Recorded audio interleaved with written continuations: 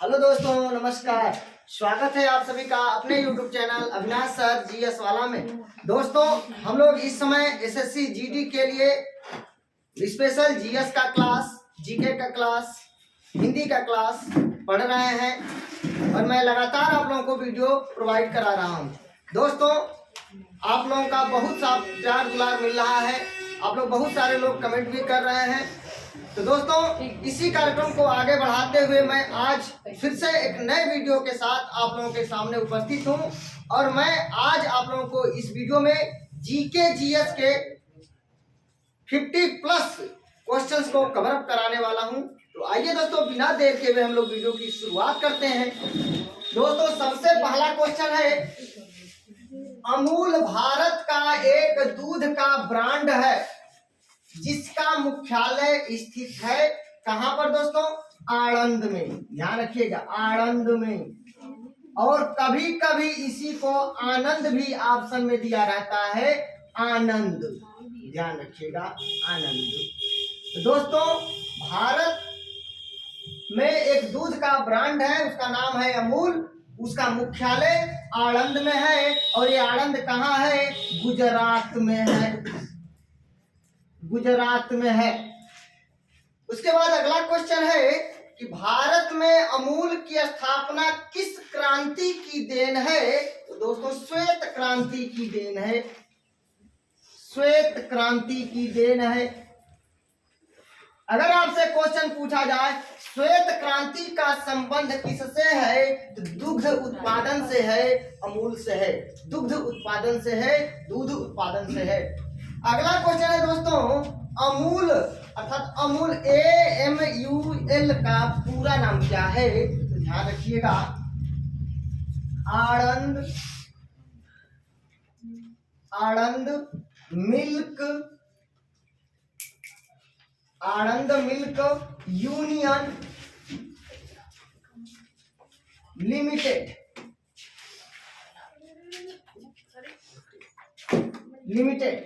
दोस्तों, अमूल AMUL का पूरा नाम है आणंद मिल्क यूनियन लिमिटेड। दोस्तों, अगला क्वेश्चन है, अमूल डेयरी की स्थापना कब किया गया था? मोस्ट इंपॉर्टेंट क्वेश्चन है, तो याद रख लीजिएगा, 14 दिसंबर 1946 को किया गया था। अमूल डेयरी की स्थापना 14 दिसंबर 1946 को किया गया था। और दोस्तों, अगला क्वेश्चन बनने वाला है, अमूल डेयरी की स्थापना किसने की थी? तो दोस्तों, वर्गीज कुरियन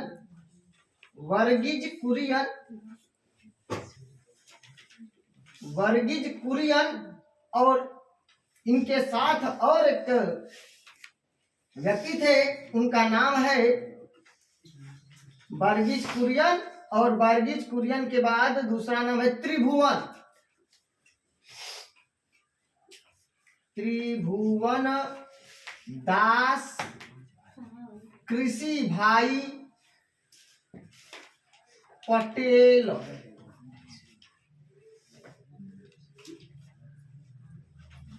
दोस्तों, अमूल डेयरी की स्थापना किसने की थी?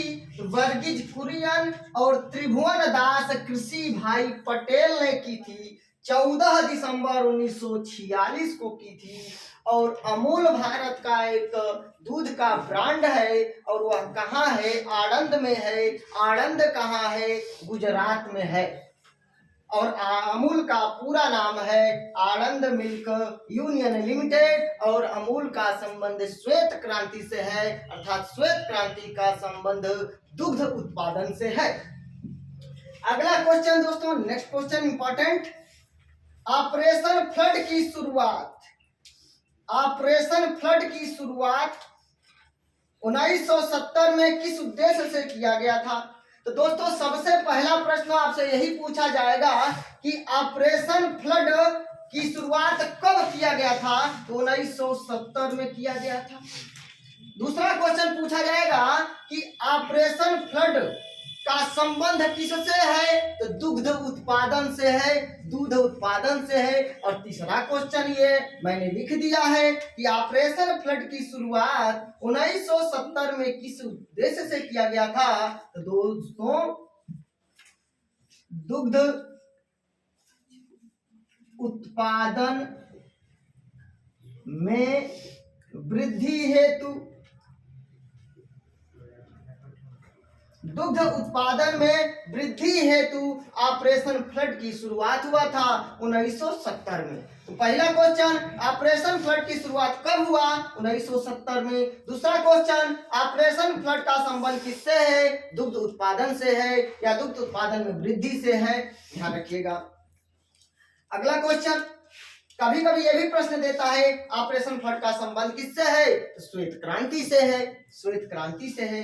अगला क्वेश्चन दोस्तों मदर डेयरी की स्थापना कब और किसने की थी, कब और किसने की थी, ध्यान रखिएगा। स्थापना कब और किसने की थी, मदर डेयरी की स्थापना कब और किसने की थी। तो दोस्तों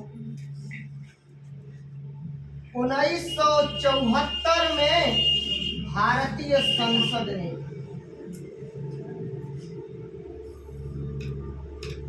मदर डेयरी की स्थापना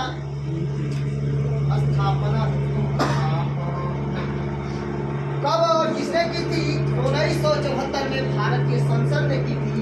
और दोस्तों मदर डेयरी का फाउंडर जो है वर्गीज कुरियन को कहा जाता है। अगर क्वेश्चन पूछ दिया जाए मदर डेयरी की के संस्थापक कौन थे, तो वर्गीज कुरियन थे। अर्थात मदर डेयरी की स्थापना जब हुआ तो यह 1974 में भारतीय संसद ने एक अधिनियम पास करके कराया था। और दोस्तों मदर डेयरी की स्थापना और मदर डेयरी का मालिक कौन है, तो दोस्तों राष्ट्रीय डेयरी विकास बोर्ड, राष्ट्रीय डेयरी विकास बोर्ड मालिक है। उसके जो है फाउंडर है वर्गीज कुरियन। और मदर डेयरी की जो स्थापना हुआ था 1974 में भारतीय संसद के द्वारा एक अधिनियम के द्वारा किया गया। अगला क्वेश्चन मदर डेयरी का मुख्यालय कहाँ स्थापित किया गया है, दोस्तों नोएडा में। नोएडा कहाँ है, उत्तर प्रदेश में, दिल्ली एनसीआर में, दिल्ली एनसीआर में, राष्ट्रीय राजधानी क्षेत्र। दोस्तों अगला क्वेश्चन ध्यान रखिएगा, गुलामगिरी पुस्तक है, गुलामगिरी पुस्तक के लेखक कौन है, ज्योतिबा फुले, ज्योतिबा फुले।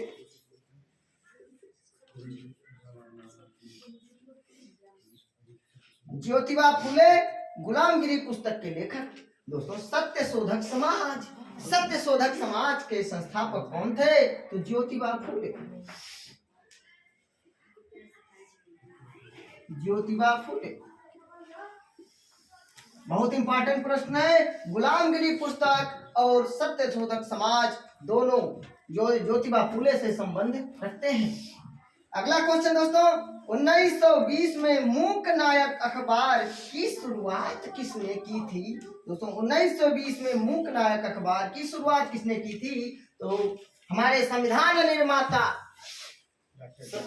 भारतीय संविधान के जनक डॉक्टर भीमराव अंबेडकर ने की थी, डॉक्टर बी.आर. अंबेडकर।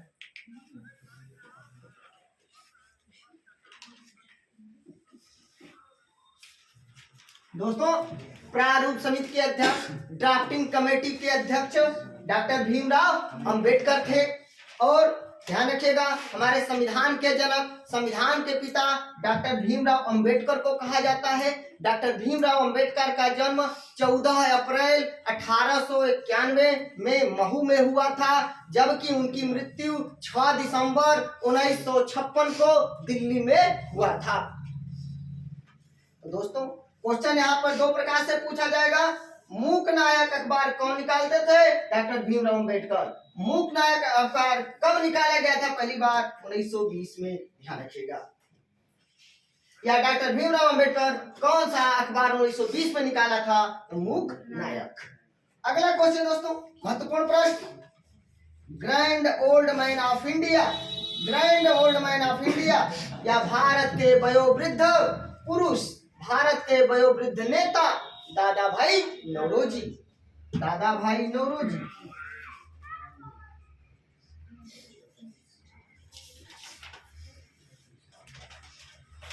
दोस्तों दादा भाई नौरोजी ने poverty and un British rule in India नामक पुस्तक लिखी है। दादा भाई नौरोजी, ये पुस्तक है, ध्यान रखिएगा, poverty and un British rule in India नामक पुस्तक, दादा भाई नौरोजी।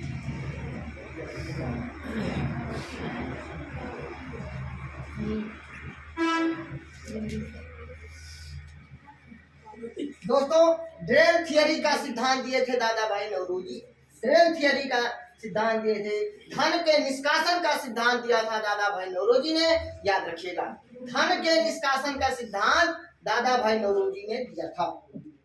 दोस्तों ध्यान रखिएगा, 1867 में दादा भाई नौरोजी ने राष्ट्रीय आय 20 रुपये बताया था, 20 रुपये निर्धारित की थी। क्वेश्चन पूछा जाता है दादा भाई नौरोजी ने पहली बार राष्ट्रीय आय कितनी निर्धारित की थी? 20 रुपये बताई थी, और कब? 1867 में बताई थी। दादा भाई नौरोजी ने दोस्तों 1906 में कांग्रेस के कलकत्ता अधिवेशन की अध्यक्षता किए थे, और कांग्रेस के मंच से पहली बार स्वराज शब्द का प्रयोग किया गया था 1906 में। तो ध्यान रखिएगा, 1906 में कांग्रेस के कलकत्ता अधिवेशन में दादा भाई नौरोजी की अध्यक्षता में पहली बार कांग्रेस के मंच से स्वराज शब्द का प्रयोग किया गया था। तो दोस्तों poverty and un British rule in India नामक पुस्तक के लेखक दादा भाई नौरोजी, ड्रेन थियरी का सिद्धांत दादा भाई नौरोजी, भारत के वयोवृद्ध नेता वयोवृद्ध पुरुष दादा भाई नौरोजी। दोस्तों एक प्रश्न और बता देते हैं, ब्रिटिश पार्लियामेंट में चुनाव जीतकर पहुंचने वाले पहले व्यक्ति दादा भाई नौरोजी, ब्रिटिश पार्लियामेंट में चुनाव जीतकर पहुंचने वाले पहले व्यक्ति दादा भाई नौरोजी। अगला क्वेश्चन की बात करते हैं, बहुत ही महत्वपूर्ण प्रश्न है, सेबी SEBI की स्थापना कब और किसकी सिफारिश पर किया गया था? तो दोस्तों ध्यान रखिएगा, सेबी की स्थापना तो दोस्तों 12 अप्रैल 1988 को किया गया था, और किसके सिफारिश पर दोस्तों? नरसिंहम समिति की सिफारिश पर, नरसिंहम समिति की सिफारिश पर किया गया था। दोस्तों सेबी की स्थापना कब और किसकी सिफारिश पर किया गया था? तो 12 अप्रैल 1988 को किया गया था, और नरसिंहम समिति की सिफारिश पर किया गया था। और दोस्तों सेबी का पूरा नाम क्या होता है? सेबी का पूरा नाम होता है security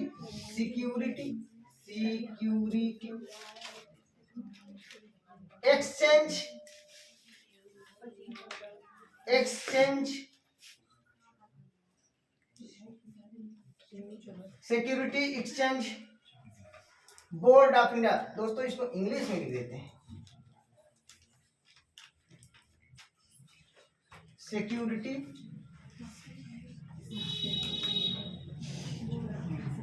security exchange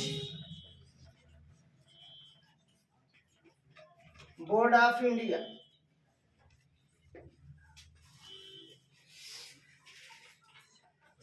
security exchange board of India, ध्यान रखिएगा, security exchange board of India SEBI का पूरा नाम है। और दोस्तों सेबी को संसद द्वारा कब अधिनियमित किया गया, यह भी ध्यान रखिएगा,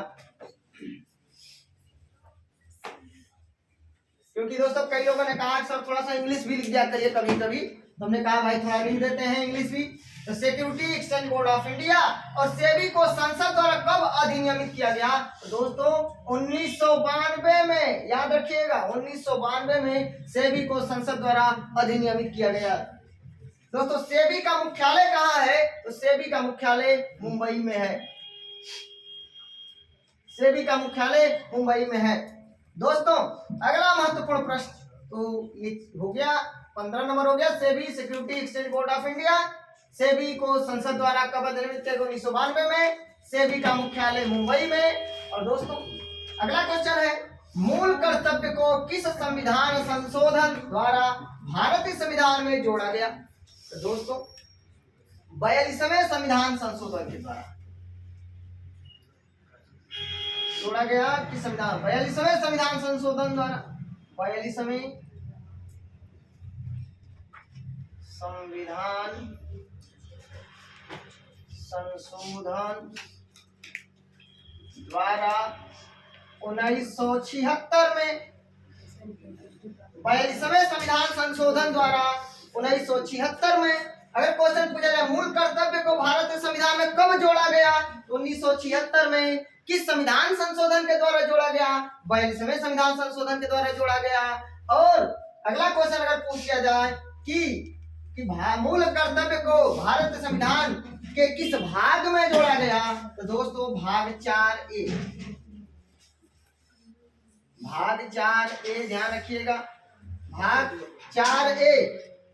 दोस्तों भाग 4 में है नीति निर्देशक तत्व, 4A में मूल कर्तव्य को जोड़ा गया। और कौन सा अनुच्छेद 51A जोड़ा गया, ध्यान रखिएगा। और दोस्तों अगला क्वेश्चन जो पूछा जाएगा उसको मैंने लिख दिया है किसकी सिफारिश पर, स्वर्ण सिंह की सिफारिश पर। देखो अगला क्वेश्चन मैंने लिख दिया है मूल कर्तव्य को भारतीय संविधान में किसके सिफारिश पर 1976 में शामिल किया गया या जोड़ा गया। तो दोस्तों स्वर्ण सिंह की सिफारिश पर, स्वर्ण सिंह की सिफारिश पर क्वेश्चन पूछा जाएगा मूल कर्तव्य का संबंध किससे है, तो स्वर्ण सिंह से है। या स्वर्ण सिंह की सिफारिश पर भारत संविधान में किसको जोड़ा गया, मूल कर्तव्य को जोड़ा गया। किस अनुच्छेद में, अनुच्छेद 51A जोड़ा गया। कौन सा भाग, भाग 4A जोड़ा गया। दोस्तों अगले क्वेश्चन की बात करते हैं राष्ट्रपति मृत्यु दंड को क्षमादान किस अनुच्छेद के अंतर्गत करते हैं। तो दोस्तों अनुच्छेद 72 के अंतर्गत, अनुच्छेद 72 के अंतर्गत। और दोस्तों याद रखिएगा राष्ट्रपति और उपराष्ट्रपति के चुनाव से संबंधित कोई विवाद उत्पन्न होता है तो उसका अंतिम फैसला सुप्रीम कोर्ट करता है, सर्वोच्च न्यायालय करता है, उच्चतम न्यायालय करता है। दोस्तों सुप्रीम कोर्ट को ही सर्वोच्च न्यायालय या उच्चतम न्यायालय कहते हैं। और इसका जो है कि राष्ट्रपति और उपराष्ट्रपति से संबंधित कोई विवाद उत्पन्न होता है तो उसका अंतिम फैसला सुप्रीम कोर्ट अनुच्छेद 71 के अंतर्गत करता है, अनुच्छेद 71 के अंतर्गत करता है, याद रखिएगा। तो राष्ट्रपति और उपराष्ट्रपति के चुनाव संबंधित विवाद का निपटारा सुप्रीम कोर्ट अनुच्छेद 71 के अंतर्गत करता है। दोस्तों अगले क्वेश्चन की बात करते हैं राष्ट्रपति द्वारा अध्यादेश।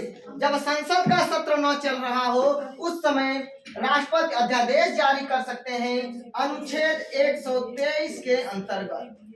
और जब राज्य विधानसभा में, राज्य विधानमंडल का सत्र न चल रहा हो तब राज्यपाल अनुच्छेद 213 के अंतर्गत अध्यादेश जारी कर सकते हैं। तो दोस्तों राष्ट्रपति अध्यादेश जारी करेंगे 123 के अंतर्गत और राज्यपाल अध्यादेश जारी करेंगे 213 के अंतर्गत। दोस्तों राष्ट्रपति को सहायता और सलाह के लिए एक मंत्रिपरिषद चाहिए, इसका उल्लेख अनुच्छेद 74 में किया गया है। प्रधानमंत्री और उनके मंत्रिमंडल यानी मंत्रियों की नियुक्ति राष्ट्रपति महोदय अनुच्छेद 75 के अंतर्गत करते हैं। दोस्तों अनुच्छेद 143 के अंतर्गत राष्ट्रपति महोदय सुप्रीम कोर्ट से सलाह मांग सकते हैं और सुप्रीम कोर्ट जो है राष्ट्रपति को सलाह देने के लिए जो है ये देने के लिए तो दे देता है, लेकिन राष्ट्रपति महोदय उस सलाह को मानने के लिए बाध्य नहीं है। ध्यान रखिएगा जब राष्ट्रपति महोदय सुप्रीम कोर्ट से सलाह मांगेंगे तभी सुप्रीम कोर्ट सलाह देगा, लेकिन सुप्रीम कोर्ट की सलाह को मानने के लिए राष्ट्रपति महोदय बाध्य नहीं है। दोस्तों अगला क्वेश्चन चुनाव आयोग किस अनुच्छेद में है, अनुच्छेद 324 में है। चुनाव आयोग अनुच्छेद 324 में है, सुप्रीम कोर्ट अनुच्छेद 124 में है, सुप्रीम कोर्ट का उल्लेख, सर्वोच्च न्यायालय का उल्लेख, उच्चतम न्यायालय का उल्लेख अनुच्छेद 124 में किया गया है और हाई कोर्ट का उल्लेख अनुच्छेद 214 में किया गया है। हाई कोर्ट का उल्लेख अनुच्छेद 214 में किया गया है। दोस्तों गिब्सन मरुस्थल ऑस्ट्रेलिया में है, ऑस्ट्रेलिया में गिब्सन और विक्टोरिया मरुस्थल ऑस्ट्रेलिया में है और विश्व की सबसे लंबी नदी दोस्तों नील नदी है। इसका उद्गम विक्टोरिया झील है। दोस्तों विश्व की सबसे लंबी नदी नील नदी है जिसका उद्गम विक्टोरिया झील है।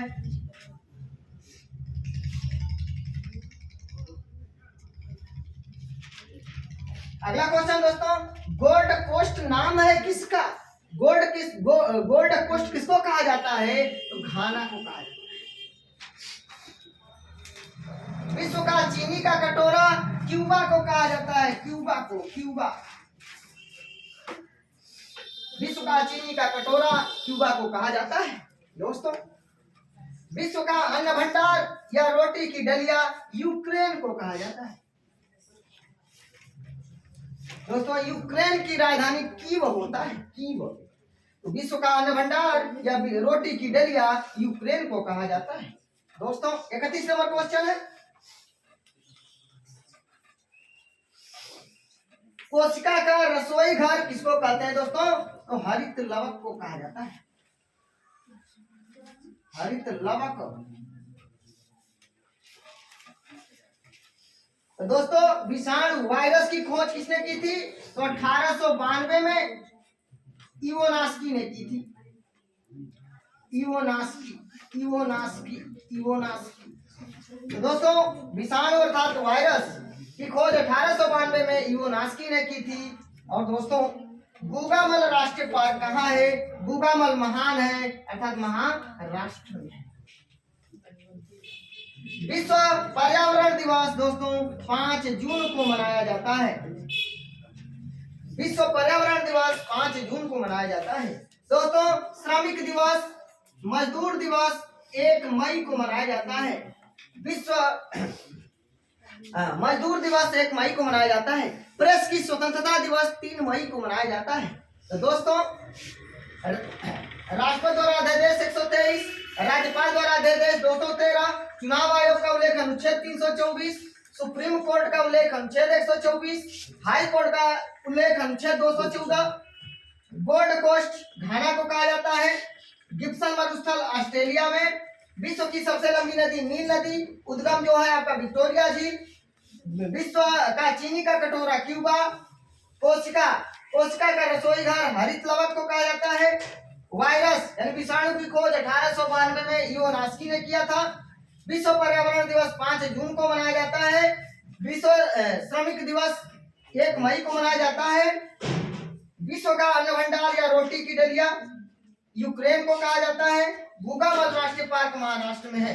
दोस्तों एक बार मैं फटाफट आप लोगों को रिवाइज करा देता हूं, अब सभी लोग बोलिएगा।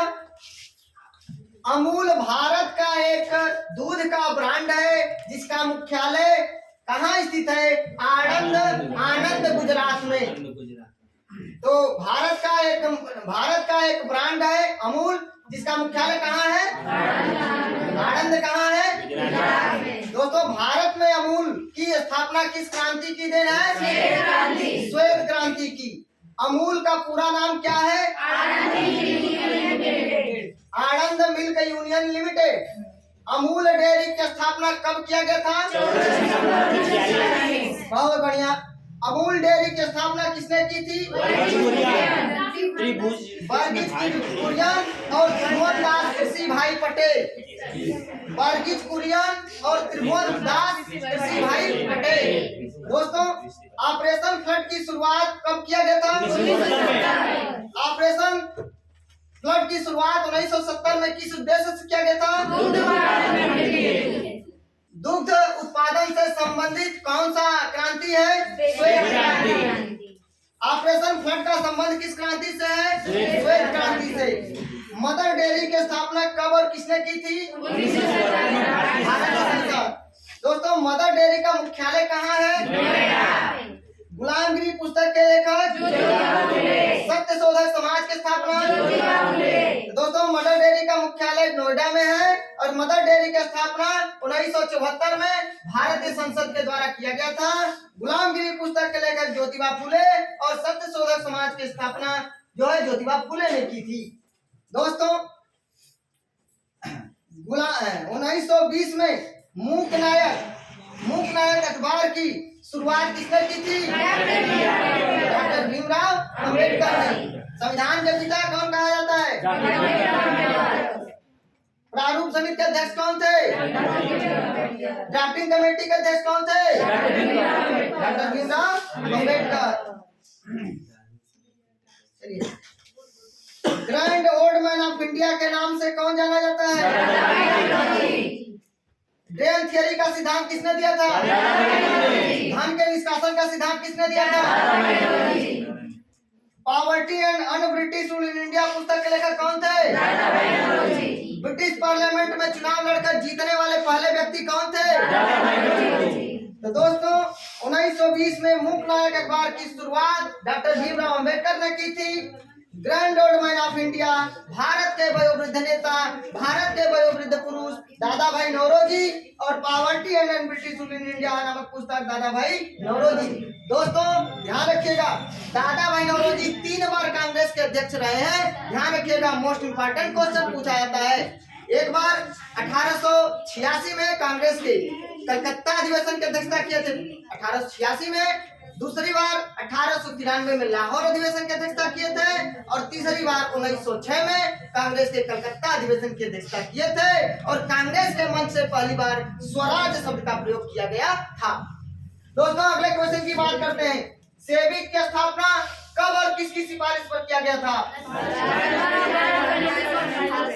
12 अप्रैल 1988 को नरसिंघम समिति की सिफारिश पर किया गया था।